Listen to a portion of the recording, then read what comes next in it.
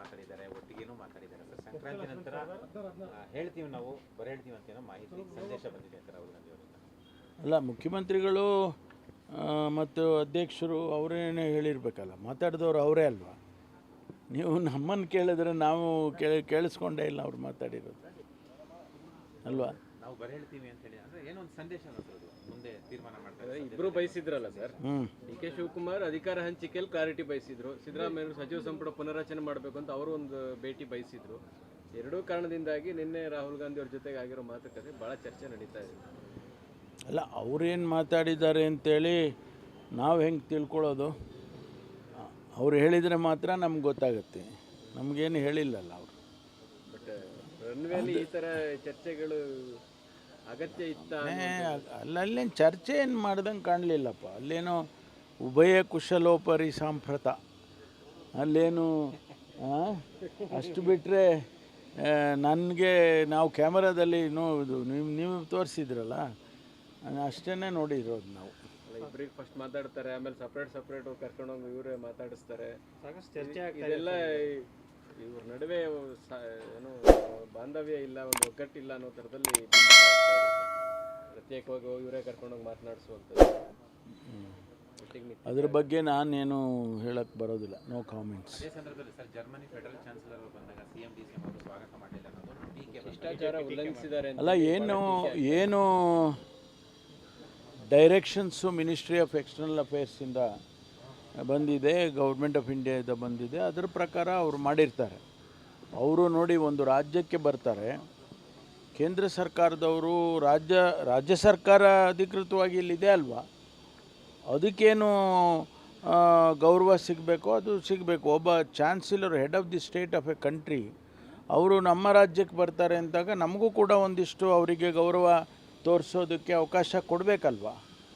ಅದನ್ನು ಅವರು ತಿಳಿಸ್ಬೇಕಾಗಿತ್ತು ಕೇಂದ್ರ ಸರ್ಕಾರ ಅಂತ ನನಗನ್ಸೋದು. ಯಾಕೆಂದರೆ ನಾವು ಕೂಡ ಬೇರೆ ಬೇರೆ ದೇಶದಲ್ಲಿ ಹೋದಾಗಂಥ ಸಂದರ್ಭದಲ್ಲೆಲ್ಲ ಯಾವ ರೀತಿ ಅವರು ಶಿಷ್ಟಾಚಾರಗಳನ್ನು ಮಾಡ್ತಾರೆ ಅನ್ನೋದನ್ನು ನೋಡಿದ್ದೇವೆ.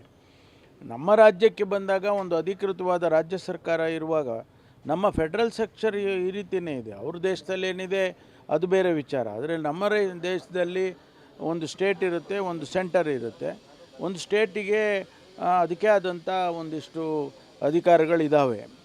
ಯಾರೊಬ್ಬರು ಪ್ರಧಾನಮಂತ್ರಿಗಳು ಅಥವಾ ರಾಷ್ಟ್ರಪತಿಗಳು, ಆ ದೇಶದ ರಾಷ್ಟ್ರಪತಿಗಳು ಬರ್ತಾರೆ ಅಂದಾಗ ಒಂದಿಷ್ಟು ನಮಗೂ ಒಂದಿಷ್ಟು ಅವರಿಗೆ ಗೌರವ ಕೊಡಬೇಕು ಅನ್ನೋದು ಇರುತ್ತೆ. ಅದು ಗೊತ್ತಿಲ್ಲ ನನಗೆ, ಆದರೆ ಅವರು ಏನು ಡೈರೆಕ್ಷನ್ ಕೊಟ್ಟಿದ್ದಾರೆ ತಿಳ್ಕೊಬೇಕು. ಸಚಿವ ಎಂ.ಬಿ. ಪಾಟೀಲ್ ಅವರು ಹೋಗಿದ್ರು, ಸಿಎಂ ಹೋಗ್ಲಿಲ್ವಲ್ಲ. ಮಿನಿಸ್ಟರ್ ಇನ್ ವೇಟಿಂಗ್ ಅಂತ ಹೇಳಿ ಹೋಗಿದ್ದಾರೆ, ಆದರೆ ಅವರು ಯಾರನ್ನೂ ರಾಜ್ಯ ಸರ್ಕಾರದನ್ನು ಕಾರ್ಯಕ್ರಮಕ್ಕೆ ಕರೆದಿಲ್ಲ.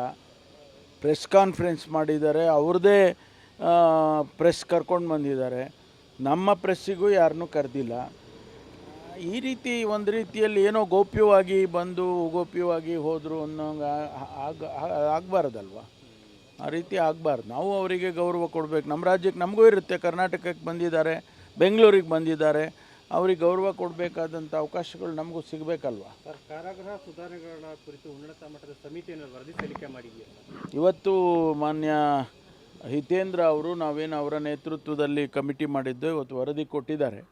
ಆ ವರದಿಯ ಬಗ್ಗೆ ನಾನು ಚರ್ಚೆ ಮಾಡ್ತೇನೆ. ಆನಂತರ ಅದನ್ನು ಅವಶ್ಯಕತೆ ಇದ್ದರೆ ಕ್ಯಾಬಿನೆಟ್ಟಿಗೆ ಸಬ್ಮಿಟ್ ಮಾಡ್ತೇನೆ. ಸುಧಾರಣಾ ಕ್ರಮಗಳ ಬಗ್ಗೆ ಕೊಟ್ಟಿದ್ದಾರೆ, ಒಂದಷ್ಟು ರೆಕಮೆಂಡೇಷನ್ಸ್ ಮಾಡಿದ್ದಾರೆ. ಅದನ್ನು ಮನೆ ಮುಖ್ಯಮಂತ್ರಿಗಳಿಗೂ ತಿಳಿಸ್ಬೇಕಾಗ್ತದೆ. ಯಾಕೆಂದರೆ ಅದಕ್ಕೆ ಬೇರೆ ಬೇರೆ ಏನೆಲ್ಲ ಅವ್ರ ರೆಕಮೆಂಡೇಷನ್ಸ್ ಇದೆ, ಅದಕ್ಕೆ ಮುಖ್ಯಮಂತ್ರಿಗಳಿಗೆ ಗಮನಕ್ಕೆ ಹೋಗಲೇಬೇಕದು. ಸರ್, ರಾಜಣ್ಣ ಈಗ ಹೈಕಮಾಂಡ್ ಕೊಡಲಿ ಅಂತೇಳಿ ಒತ್ತಾಯಿಸಿದ್ದಾರೆ ಸರ್. ಯಾಕಂದರೆ ಇದು ದಿನೇ ಅಡ್ಮಿನಿಸ್ಟ್ರೇಷನ್ ಮೇಲೂ ಪ್ರಭಾವ ಬೀರ್ತಾ ಇದೆ. ಈಗ ರಾಹುಲ್ ಭೇಟಿಯಿಂದಾಗಿ ಮತ್ತಷ್ಟು ಚರ್ಚೆಗಳಿಗೆ ಕಾರಣ ಆಗ್ತಾ ಇದೆ. ಹೈಕಮಾಂಡ್ ಒಂದು ಕ್ಲಾರಿಟಿ ಕೊಡೋದು ಸರಿ ಇದೆ, ಕ್ಲಾರಿಟಿಯನ್ನು ಬಯಸ್ತಾ ಇದ್ದಾರೆ. ನಾನು ಕೂಡ ಅದನ್ನು ಬಯಸ್ತಾ ಇದ್ದೀನಿ, ಹೈಕಮಾಂಡ್ ಮಧ್ಯಪ್ರವೇಶ ಮಾಡೋದು ಕ್ಲಿಯರಾಗಿ ಹೇಳಲಿ ಅಂತ. ಅಲ್ಲ, ಅದನ್ನು ಎಲ್ಲರೂ ಬಯಸ್ತಾ ಇದ್ದಾರೆ. ರಾಜಣ್ಣವ್ರು ಹೇಳೋದು ಕೂಡ ಒಂದು ಅರ್ಥದಲ್ಲಿ ಸರಿ ಇದೆ. ಅವು ಈ ಕನ್ಫ್ಯೂಷನ್ಸ್ ಇರಬಾರ್ದು ಅನ್ನೋದು ಎಲ್ಲರದ್ದು ಅಭಿಪ್ರಾಯಗಳು. ಅದನ್ನು ಅವರು ಓಪನ್ ಆಗಿ ಹೇಳಿದ್ದಾರೆ. ಬಳ್ಳಾರಿ ವಿಚಾರದಲ್ಲಿ ಸರ್ ಇನ್ನೂ ನಾರಾ ಭರತ್ ರೆಡ್ಡಿ ಅವರು ಅರೆಸ್ಟ್ ಆಗಿಲ್ಲ, ಸತೀಶ್ ರೆಡ್ಡಿ ಅರೆಸ್ಟ್ ಆಗಿಲ್ಲ. ಎಲ್ಲೊಂದು ಕಡೆ ಈ ಕೇಸ್ನ ಹಳ್ಳ ಹಿಡಿಸ್ತಾ ಇದೆ ಕಾಂಗ್ರೆಸ್ ಸರ್ಕಾರ ಅಂತ ಬಿಜೆಪಿ ಟೀಕೆ. ಅದನ್ನು ತನಿಖೆ ಮಾಡಿ ಅವರು ನಾವು ದಿನನಿತ್ಯ ವಿರೋಧ ಪಕ್ಷದವ್ರನ್ನ ಕೇಳಿಕೊಂಡು ದಿನನಿತ್ಯ ಕಾಂಗ್ರೆಸ್ ಪಕ್ಷದ ಕೇಳಿಕೊಂಡು ಅದನ್ನು ಮಾಡೋದಿಲ್ಲ ಪೊಲೀಸವರು. ಅವ್ರಿಗೇನು ನಿರ್ದಿಷ್ಟವಾದಂಥ ತನಿಖೆ ಮಾಡೋದಕ್ಕೆ ಅವರಿಗೆ ಹೇಳಿರ್ತಾರೆ, ಅದನ್ನು ಮಾಡ್ತಾರೆ. ಅದನ್ನು ಇದು ಸರಿ ಅದು ಸರಿ ಇಲ್ಲ ಅನ್ನೋದು ನಾವು ಈಗ ಹೇಳಕ್ಕೆ ಬರೋದಿಲ್ಲ. ಜನಾರ್ದನ್ ರೆಡ್ಡಿ ಮೇಲೂ FIR ಆಗಿದೆ ಸರ್, ಈ ಕಡೆ ಭರತ್ ರೆಡ್ಡಿ ಮೇಲೂ FIR ಆಗಿದೆ. ನೋಡಿ, ಅರೆಸ್ಟ್ ಮಾಡಿ ಯಾರನ್ನ ಅರೆಸ್ಟ್ ಮಾಡಬೇಕು, ಯಾವಾಗ ಮಾಡಬೇಕು, ಯಾಕೆ ಮಾಡಬೇಕು, ಅದನ್ನೆಲ್ಲ ನಾವು ಇಲ್ಲಿ ಸೂಚನೆ ಕೊಡೋದಿಲ್ಲ.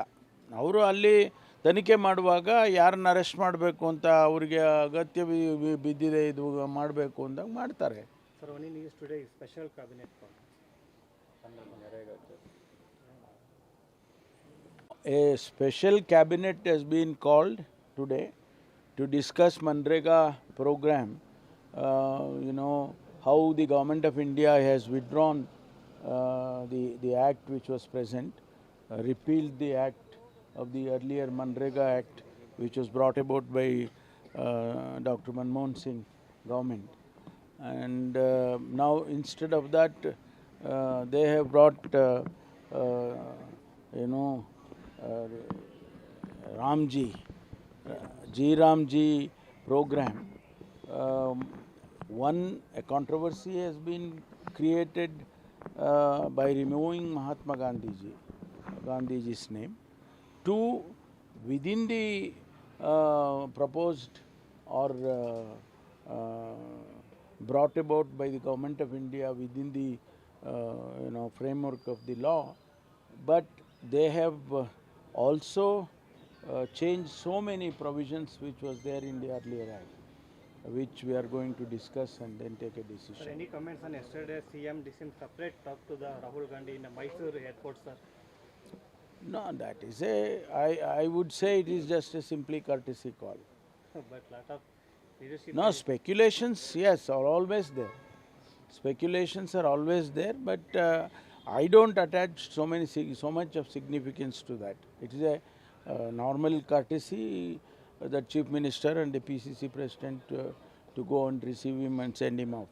That is all. Beyond that, I don't attach any significance. The sources said that shortly cabinet reshuffle is chances. It's only the sources. And sir, BJP plans to your government side regarding the German Chancellor yesterday came to Bangalore, but No, we are not aware what directions the Government of India, Ministry of External Affairs has sent to state government.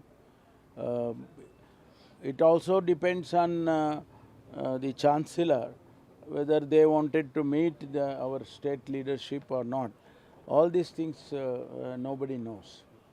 Sir, Bengaluru ಗ್ರಾಮಾಂತರ Vijayapura police ಸ್ಟೇಷನ್ನಲ್ಲಿ sir ಪೊಲೀಸರು seize ಆಗಿರೋ vehicle ಮಾರಾಟ ಮಾಡಿದ್ದಾರೆ ಅಂತ ಅಲ್ಲಿ ಸಿಬ್ಬಂದಿ ಪತ್ರ ಬರೆದಿದ್ರು. ಸುವರ್ಣ news ಪತ್ರ ಬರೆದಿದ್ರು, IG-ಗೂ ಪತ್ರ ಬರೆದಿದ್ದಾರೆ, ಸೆಂಟ್ರಲ್ IG-ಗೆ. ಚೆಕ್ ಮಾಡಿದಾಗ ಅಲ್ಲಿ ಖಾಸಗಿ ಜಾಗಗಳಲ್ಲಿ ಕೂಡ ವೆಹಿಕಲ್ಗಳು ವಿತ್ ಕೇಸ್ ನಂಬರ್ ಇರುವಂಥ ವೆಹಿಕಲ್ಗಳು ಕೂಡ ಪತ್ತೆಯಾಗಿದೆ. ಪೊಲೀಸರು ಈ ರೀತಿ ಪೊಲೀಸ್ನವರು ಆ ರೀತಿ ಏನಾದರೂ ಇಲ್ಲಿಗಲ್ ಆ್ಯಕ್ಟಿವಿಟಿ ಮಾಡಿದರೆ ಅದಕ್ಕೆ ತನಿಖೆ ಮಾಡಿ ಅವ್ರ ಮೇಲೆ ಕ್ರಮ ತಗೊಳ್ತೀವಿ. ಕೆಲವು ಸಂದರ್ಭದಲ್ಲಿ ಏನಾಗುತ್ತೆ, ಪೊಲೀಸ್ ಸ್ಟೇಷನ್ ಮುಂದುಗಡೆ ಜಾಗ ಇರೋದಿಲ್ಲ, ಅಲ್ಲೆಲ್ಲೋ ಪಕ್ಕದಲ್ಲಿ ನಿಲ್ಲಿಸಿರ್ತಾರೆ. ಅಂಥದ್ದು ಏನಾದರೂ ಆಗಿದ್ದರೆ ಗೊತ್ತಿಲ್ಲ ನನಗೆ. ಆದರೆ ಒಂದು ವೇಳೆ ಆ ರೀತಿ ಆಗಿದ್ದರೆ ಕ್ರಮ ತಗೊಳ್ತೀವಿ. ಸಿಬ್ಬಂದಿಗಳೇ ಈ ಥರ ಆಗ್ತಾ ಇದೆ ಅಂತ ಪತ್ರ ಬರೆದಿದ್ದಾರೆ ಸರ್. IG-ಗೂ ಪತ್ರ ಬರೆದಿದ್ದಾರೆ, ನಮ್ಮ ಆಫೀಸ್ಗೂ ಒಂದು ಪತ್ರ ಕಳಿಸಿದ್ರು. ಅದನ್ನು ನಾನು ಕಮಿಷನರಿಗೆ ತಿಳಿಸಿ ಅದರ ಮಾಹಿತಿಗಳು ಪಡ್ಕೊಳ್ತೀನಿ. ಮಾಹಿತಿ ಪಡ್ಕೊಂಡು ಆಮೇಲೆ ಕ್ರಮ ತಗೊಳ್ಳಿ. ಬಾಂಗ್ಲಾದೇಶಿಯನ್ನ ಕಾರ್ಯಕ್ರಮ ನಡೀತಾ ಇದೆ, ಇದುವರೆಗೂ ಎಷ್ಟು ಜನ ಅರೆಸ್ಟ್ ಆಗಿದ್ದಾರೆ ಸರ್, ಎಲ್ಲೆಲ್ಲೆಲ್ಲ ಆಗ್ತದೆ? ಮಾಹಿತಿ ಎಲ್ಲ ಕೊಡೋದಕ್ಕೆ ಹೇಳಿದ್ದೇನೆ ನಾನು. ಇಡೀ ರಾಜ್ಯದಲ್ಲಿ ಇದೊಂದು ಕ್ರಮ ತಗೊಳ್ಳೋದಕ್ಕೆ ನಾವು ಸೂಚನೆ ಕೊಟ್ಟಿದ್ದೀವಿ. ಎಲ್ಲೆಲ್ಲಿ ಬಾಂಗ್ಲಾದೇಶದವರು ಇದ್ದಾರೆ ಅಂಥೇಳಿ ಇದು ಮಾಧ್ಯಮದಲ್ಲೆಲ್ಲ ಬಂದಿದೆ, ಅದನ್ನೆಲ್ಲ ತನಿಖೆ ಮಾಡಿ ವಿಚಾರ ಮಾಡಿ ನಮಗೆ ಒಂದು ವರದಿಯನ್ನು ಕೊಡಿ ಅಂತ ಹೇಳಿದ್ದೀವಿ. ಅದು ಬಂದ ಮೇಲೆ ಸಂಖ್ಯೆಗಳು ಗೊತ್ತಾಗುತ್ತೆ. ಸರ್, ಈಗ ವಶಕ್ಕೆ ಪಡ್ಕೊಂಡಿರ್ತಕ್ಕಂಥ ಬಾಂಗ್ಲಾದೇಶಿಯರನ್ನ ಮುಂದಿನ ಕ್ರಮ ಯಾವ ಥರ ಸರ್, ಅವ್ರನ್ನ ಹಸ್ತಾಂತರ ಮಾಡೋದು? ಅಲ್ಲ, ಅವ್ರನ್ನ ನಾವು ಡಿಪೋರ್ಟ್ ಮಾಡ್ತೇವೆ. ಅವರು ಸಂಬಂಧಪಟ್ಟ ಎಂಬೆಸಿಗೆ ಅವರಿಗೆ ತಿಳಿಸಿ, ನಮ್ಮಲ್ಲಿ FRO ಅಂತ ಇದೆ, ಅದು ಕೇಂದ್ರ ಸರ್ಕಾರದ್ದು, ಅದನ್ನು ಅವರಿಗೆಲ್ಲ ತಿಳಿಸಿ ಅಲ್ಲಿಂದ ಅವರು ಸಂಬಂಧಪಟ್ಟ ಎಂಬೆಸಿಗೆ ಅವರಿಗೆಲ್ಲ ತಿಳಿಸ್ತಾರೆ. ತಿಳಿಸಿ ಆಮೇಲೆ ಡಿಪೋರ್ಟ್ ಮಾಡ್ತೀವಿ. ಇದೆಯಾ ಸರ್? ಪತ್ತೆಗೆ ವಿಶೇಷ ಟಾಸ್ಕ್ ಫೋರ್ಸ್ ಮಾಡಿ ಅಂತ ಅಶೋಕ್ ಅವರು ಆಗ್ರಹ ಮಾಡಿದ್ದಾರೆ. ಅಕ್ರಮ ಬಾಂಗ್ಲಾ ಎಲ್ಲ ಮಾಡ್ತಾನೇ ಇದ್ದೀವಲ್ಲ, ಅವರು ಗೃಹ ಸಚಿವರಾಗಿದ್ದವರು, ಅವ್ರಿಗೂ ಗೊತ್ತಿದೆ ಏನು ಪ್ರೊಸೀಜರ್ ಏನು ಅಂತೇಳಿ. ಅದನ್ನು ನಾವು ನಿರಂತರವಾಗಿ ಮಾಡ್ತಾ ಇರ್ತೀವಿ. ಅದೇನು ಒಂದು ಒಂದು ವಾರ ಮಾಡಿಬಿಟ್ಟು ಬಿಟ್ಬಿಡೋದಲ್ಲ, ಅದು ನಿರಂತರವಾಗಿ ಮಾಡ್ತಾ ಇರ್ತೀವಿ. Thank you. ಲೇಟೆಸ್ಟ್ ಹಾಗೂ ಇಂಟ್ರೆಸ್ಟಿಂಗ್ ಸುದ್ದಿಗಳಿಗಾಗಿ ಬಾಸ್ ಟಿವಿ ಕನ್ನಡ ಚಾನೆಲ್ನ ಸಬ್ಸ್ಕ್ರೈಬ್ ಮಾಡಿ. ಹಾಗೆಯೇ ಬೆಲ್ ಐಕಾನ್ ಪ್ರೆಸ್ ಮಾಡಿ. ಇದರ ಜೊತೆಗೆ ಫೇಸ್ಬುಕ್, ಇನ್ಸ್ಟಾಗ್ರಾಮ್, ಎಕ್ಸ್ನಲ್ಲೂ ಮಿಸ್ ಮಾಡದೆ ಫಾಲೋ ಮಾಡಿ.